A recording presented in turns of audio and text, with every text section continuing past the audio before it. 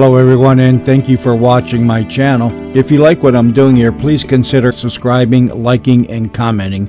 It would really help the channel out quite a bit. Thank you very much. A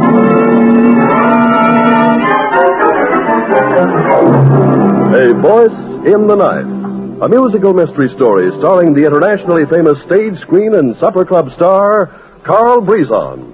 For I bring a little white gardenia, as refreshing as a day in May.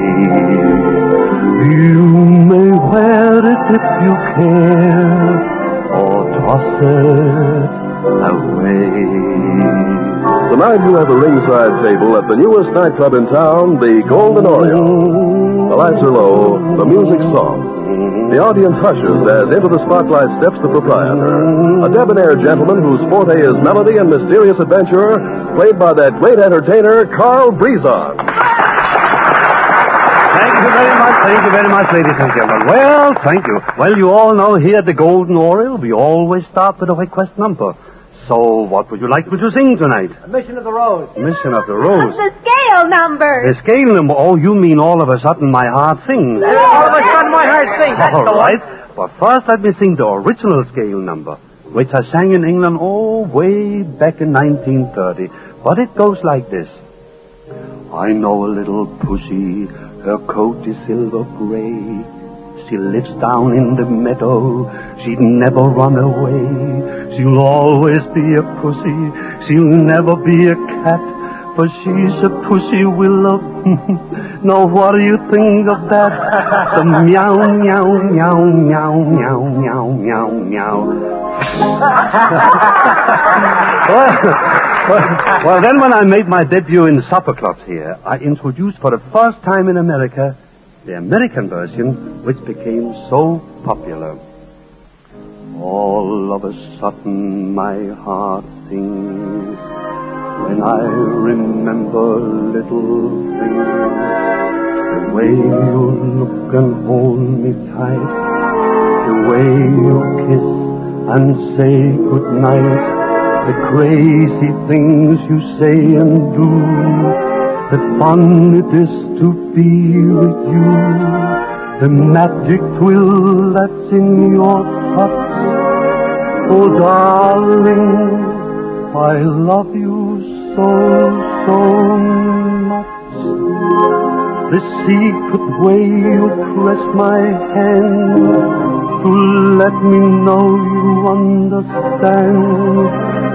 Wind and rain upon your face, the breathless world of your embrace, your little laugh and half surprise, the starlight gleaming in your eyes, remembering all those little things, all of a sudden my heart sings.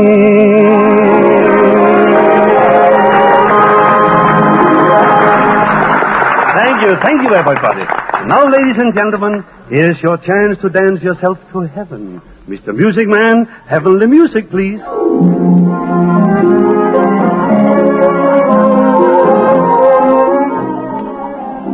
Say, Charles, has Miss Tony Wells arrived yet? Yes, Mr. Brizon, she just came in. Table 26. Thank you, Charles. Well, good evening, Carl. Oh, good evening, Tony. Oh, Tony, I don't know what I like better. The newspaper column you write or the hat you're wearing. Oh, it's beautiful. It looks like a crash landing. Crash landing? Really, Carl, sometimes I think No, you're never more beautiful than when you're angry, Tony. I like the way that pert nose of yours goes up in the air and the way your eyes flash. Well, don't stop, Carl. What else do you like about me? Well, I like that gown you're wearing. It's just the right color for... Here, Tony, that necklace. Where did you get it? I designed it myself. Do you like it, Carl? Do I like it? You know, it was a necklace like that once cost 2 men their lives and was almost the end of me. Well, knowing you, I'll bet that someplace in the picture a beautiful woman was involved. Strangely enough, there was a woman in the case. You're on next, Mr. Brisson. Thank you. Duty calls, Tony. Just one number, and I'll be back to tell you the whole story. Thank you, my friends, thank you. Well, isn't it lovely to see so many happy people here tonight? Well, of course, you all love music and crowded places. You all love people and such. And I love singing and smiling faces. Love to stay awake far too much. In fact, I don't care if I never go to bed. Never go to bed. Never go to bed. Oh, I don't care if I never go to bed. 'Cause I'm having such a darn good time. Wow! I don't care if I never hit the hay. Never hit the hay. Such language. No, I don't care if I never hit the hay. 'Cause the night is such a fine old night. It must be somebody's birthday or anniversary, and that's a very good reason you should sing this song with me. Oh, I don't care if I never go to bed. I never go to bed. I never go to bed. I don't care if I never go to bed. 'Cause I'm having a dark good time. I don't care if I never go to bed. Never go to bed. Never go. That's it. Oh, I don't care. What will your mama say to that? Go to bed, 'cause we're having such a darn good time. Thank you, everybody. Now, here's the orchestra with a number that comes from south of the border. Now, senors and senoritas, the dance floor is yours.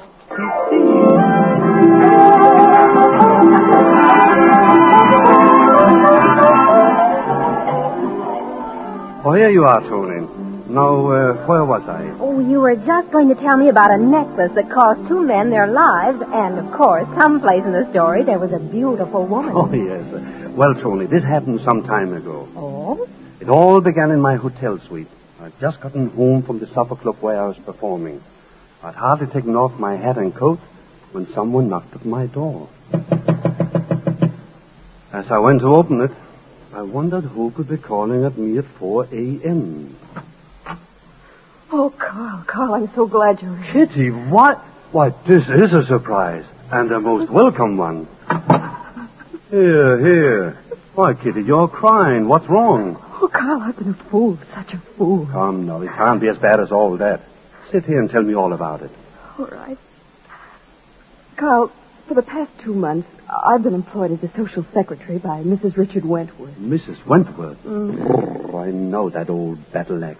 Well, tonight I went to a party, and, oh, Carl, I was wearing a necklace that wasn't mine. You mean it was Mrs. Wentworth? Yes, Carl, I borrowed it without her knowing, and I was robbed of the necklace. It's worth $30,000. 30,000? Boy.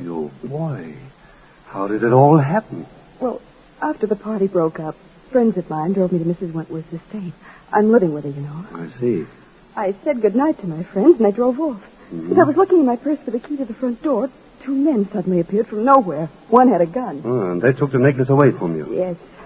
One of them was tall, rather good looking, about 35 or so. And the other man was short, husky fellow, about 40 or so, correct? Correct. How did you know? Kitty, don't you read the papers? Those 2 men have stolen $250,000 worth of jewelry in the past 4 months. They followed people wearing jewels and robbed them.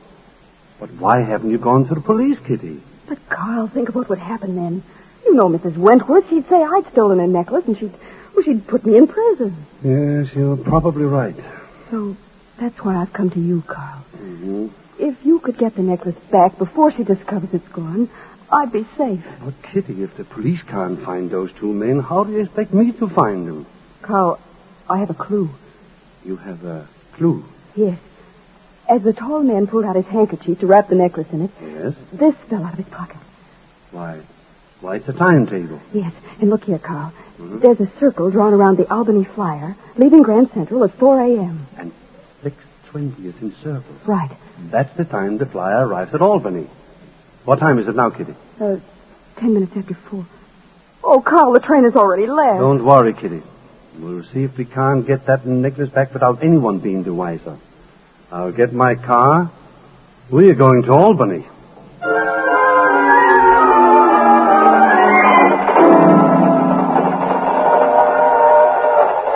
Now, look, Larry, just tell me one thing. Why are we taking this rattler to Albany? Because the boss told me to. Why, the boss told you to. Listen, who is the boss? That's what I want to know. For 5 months I've been working with you, and I still ain't never met the boss. So what? Look, I got a right to know who the boss is.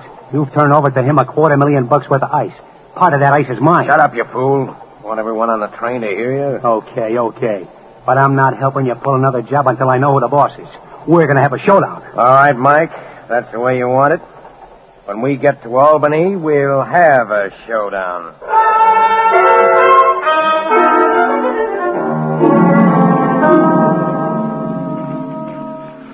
Carl, why are you tearing that page out of the telephone directory? Because all the Albany hotels are listed here. Oh, Kitty, I want you to stay in this hotel room until I get back.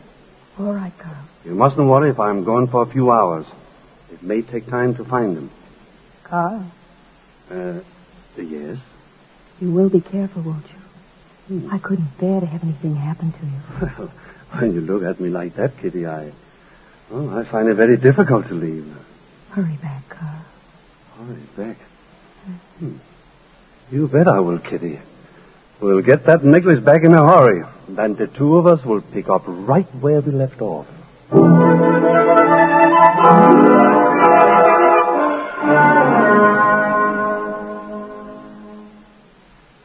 Look, Larry, how much longer are we going to be cooped up in this crummy hotel room? Relax. We won't be here much longer. That's what you've been saying all day. Just what are we doing in Albany? That's what I want to know. You'll find out soon enough. Yeah, when?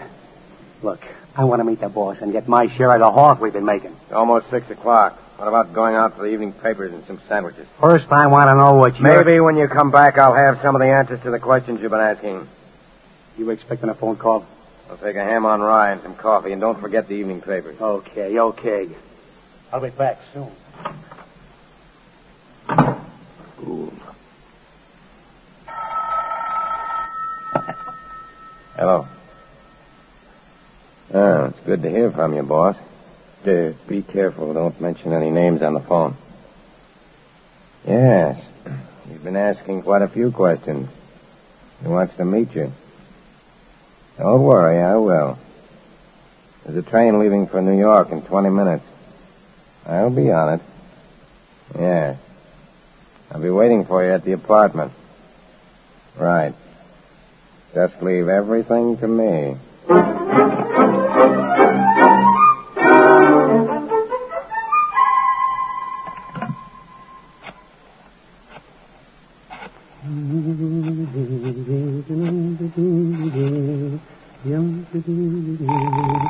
Hotel Stanford.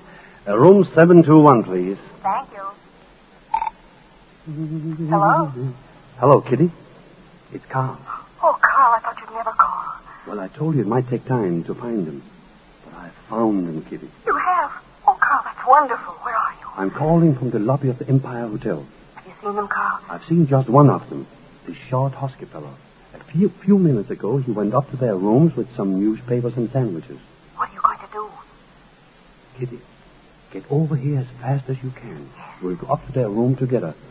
If they don't return their necklace, I'll call the police. Oh, Carl, do you think that'll make them give it back?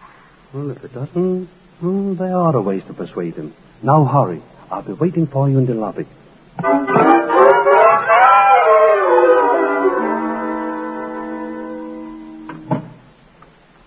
Here are the sandwiches and the evening papers, Larry. Put them on the table, Mike. Okay. What did the boss have to say when he phoned?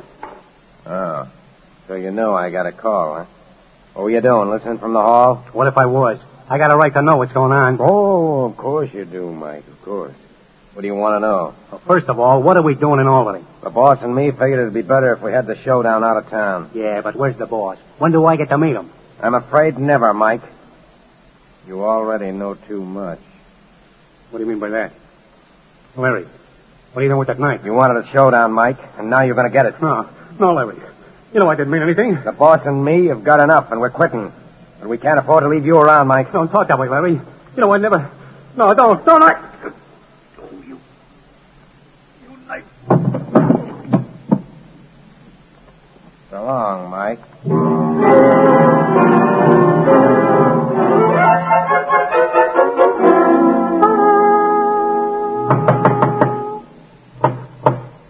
It's funny. They don't answer. Perhaps they've left the hotel. Well, they couldn't have passed through the lobby without my seeing them. Well, maybe there's a back way out. Yes, that's quite possible. Carl, what are you doing with those keys? One of these keys, Kitty, will open just about any door. Here we are. Now, let's see. There. Carl, look. No, Kitty. You must get a hold of yourself. But he's one of the men who robbed me, the short, husky one. Yes, he's been stabbed in the chest. Carl, is he dead? No. I can still feel his heart beating. Oh, what a miracle that he is still alive. He's coming to. Wait. Who are you? My name is Brisson. It was Larry Morgan. Yes? He knifed me so that him and the boss wouldn't have to share with me. The boss, and who is the boss? I don't know. He planned all the jobs. He gave Larry the orders. And where is Larry Morgan now? I heard him tell the boss over the phone that Yes. he was taking the next train back to New York. He'd meet the boss at the apartment. But what apartment? Tell me. I don't know. He just said Yes. apartment.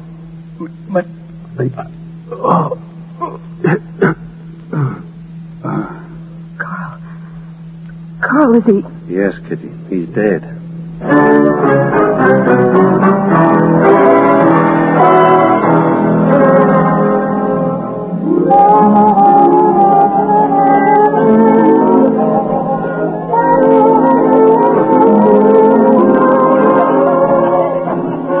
Well, there we were, Tony, in a hotel room in Albany with a dead man on our hands.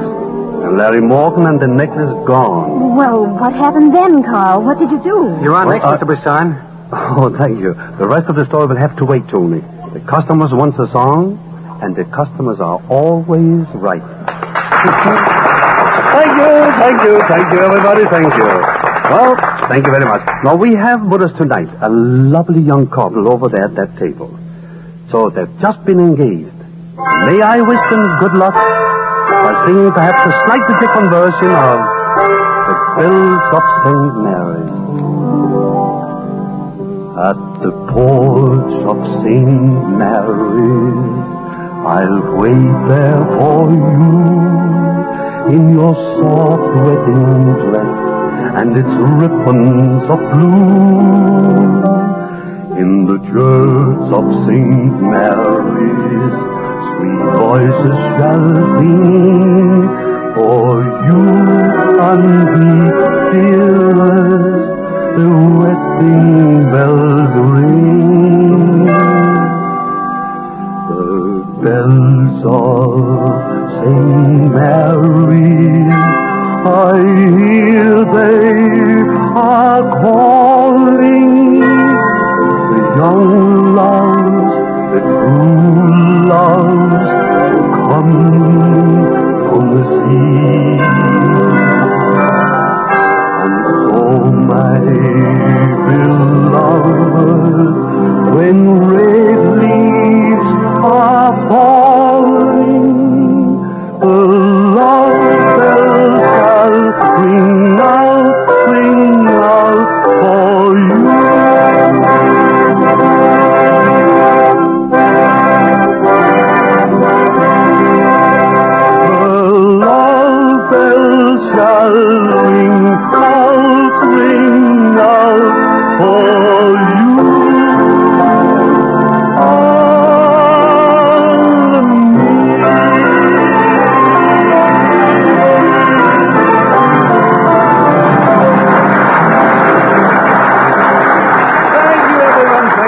Thank you very much. Thank you. And now the floor is yours. So on with the dance. Maestro, let there be beautiful music.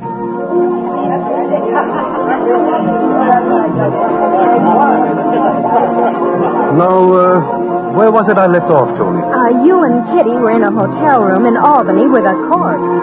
Oh, yes, that's right. There we were with a corpse, and Larry Morgan and the necklace gone. For a little while, Kitty and I just looked at each other, too stunned to say anything. Then tears began to roll down Kitty's face.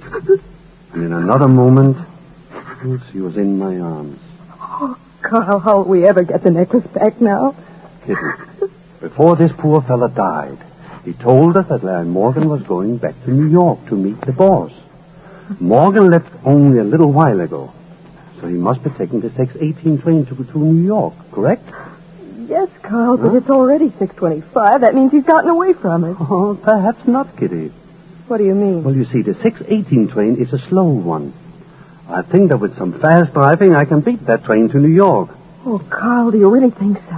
Yes, we may have lost Mary Morgan for a moment, but we are going to pick him up again.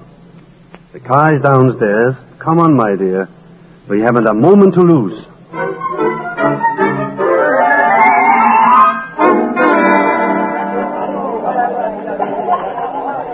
Well, here we are, Kitty. Track 14. And people are starting to get off now. Oh, here they come, Carl. Yes. Now, Kitty, stand behind me. We won't have our friend Larry Morgan to see you. All right, Carl. You see him yet? No. Carl, there he is. You mean that big fellow with the raincoat over his arm? Yes, that's him. Good. Now we're going to let Mr. Morgan lead us to his rendezvous with his boss. Come along, Kitty.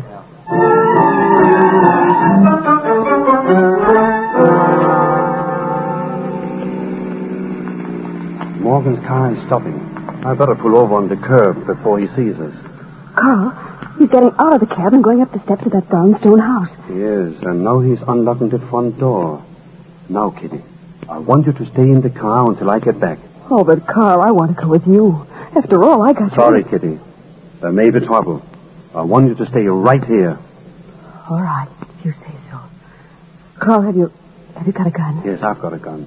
Now wait here, Kitty, while I introduce myself to Larry Morgan.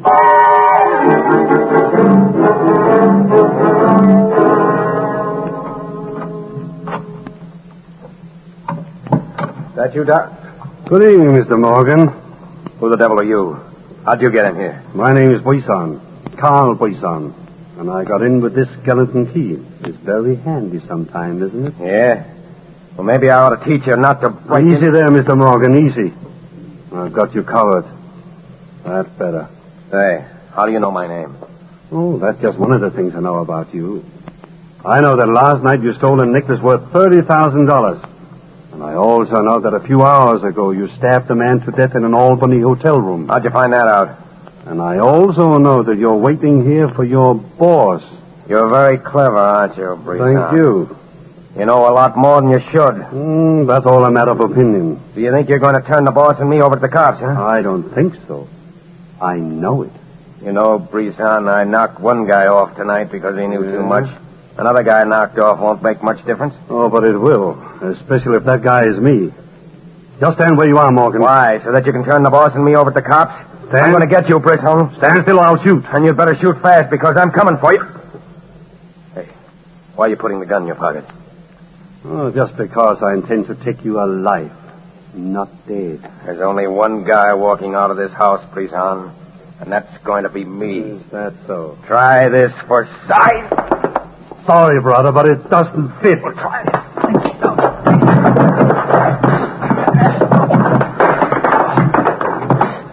Maybe this will fix you so you... Drop that poker! I'll drop it after I've split your head with it. Drop it, I'll break your arm. I'll see you if you...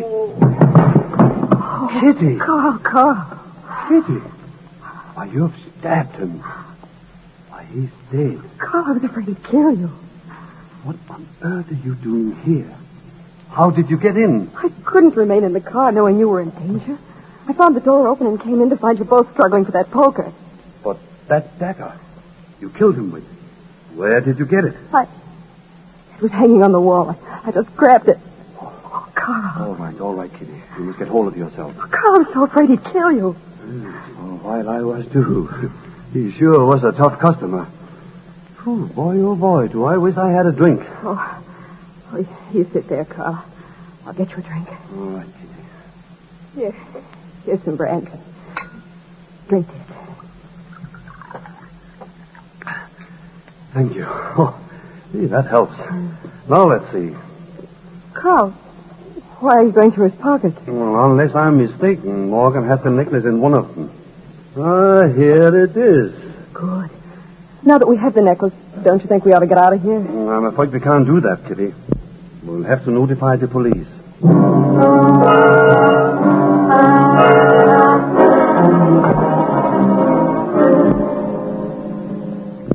And then, Lieutenant, Kitty came in to find Larry Morgan and me fighting. She saw the dagger hanging on the wall, got it, and stabbed Morgan in the back. I didn't know what I was doing, Lieutenant. All I knew was that Carl might be killed. I had to do something to save him. I understand, miss. I don't think you have anything to worry about. You say, Mr. Brisson, that Larry Morgan came here to wait for his boss? That's correct, Lieutenant. Didn't Morgan give you any idea who his boss was? No, he didn't. Well, with that fellow dead in Albany and Morgan dead, I guess we'll never know who the boss is. You're wrong, Lieutenant. The boss is right here in this room. The only one here besides you is this young lady. Say, you don't mean... Yes, Lieutenant. The boss is a woman, not a man. And her name is Kitty Robert.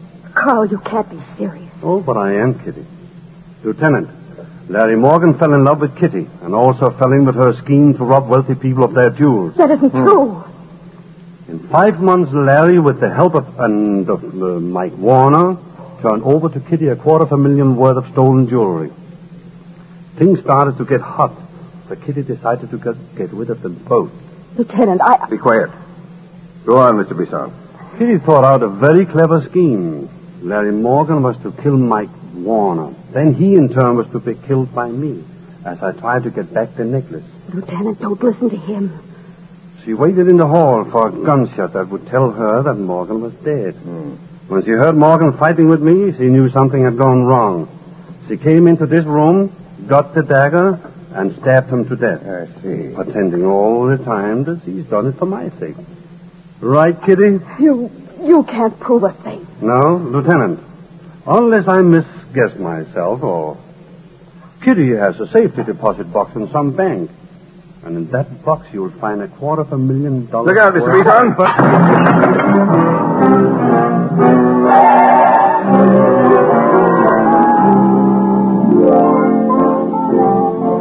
When I recovered, Tony, I had a lump on my head, I tell you, like the size of an egg. But, Carl, how did that happen?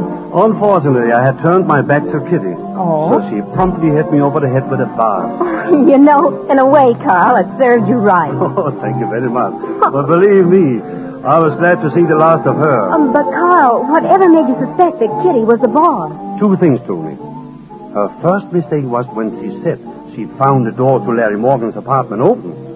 I knew that wasn't true, because I had locked the door when I entered the apartment. Oh, then she must have had a key to the apartment. Exactly. And when she went to get me a drink, she gave herself away completely. Without any hesitation, she went into the next room and found some brandy. It was then I realized she had been in the apartment before. Oh, what happened to her, Carl? Well, you better look up in the newspapers, Tony. And if you don't find it... Yes, Carl? Well, I'm afraid I'm going to be embarrassed. Oh, Carl. For I bring a little white gardenia. You've been listening to A Voice in the Night, starring the internationally famous entertainer Carl Brisson. Next week at the same time, over most of these mutual stations, Carl Brisson returns to entertain you with music and mystery in The Case of the Accidental Murders. This program is heard in Canada through facilities of the Canadian Broadcasting Corporation. This is the Mutual Broadcasting System.